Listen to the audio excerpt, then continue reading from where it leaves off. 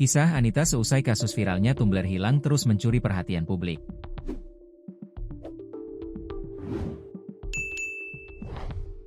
Terbaru, Anita sempat ditagih utang oleh seorang rekannya. Anita sempat menghilang dari teman lamanya sejak 2022, lantaran ditagih utang. Tak hanya itu, Anita juga disebut memblokir semua akses komunikasi dengan teman lamanya itu. Namun sayangnya, tak diketahui secara pasti berapa utang yang harus dibayar Anita tersebut. Meski demikian, teman lama Anita mengungkapkan, jika jumlah utang itu mampu membeli Tumblr yang hilang sebanyak 7 kali. Kabar terbaru, Anita disebut telah membayarkan utang tersebut. Namun demikian, bukan Anita yang membayarkannya secara langsung.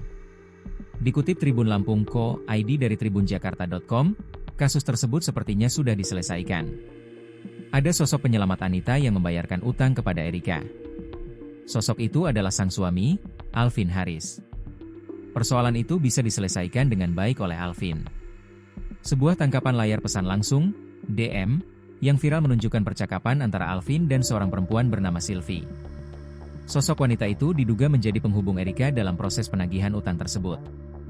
Dalam unggahan di media sosial, akun Threads bernama Erica SY akhirnya lega karena utang Anita telah dibayar. Foto yang beredar memperlihatkan layar percakapan Instagram dari akun Alvin. Di bagian atas, tampak indikator waktu pukul 23.19 dan sinyal ponsel yang hampir habis baterai seolah menggambarkan suasana malam yang penuh tekanan. Percakapan di DM tertutup oleh beberapa stiker hati merah besar, namun sebagian teks masih terbaca. Di antaranya, "Mbak Sylvie sudah saya transfer ya. Maaf karena telah membuat Mbak Sylvie tidak nyaman," tulis Alvin dikutip Tribun Trends pada Jumat, 5 Desember 2025.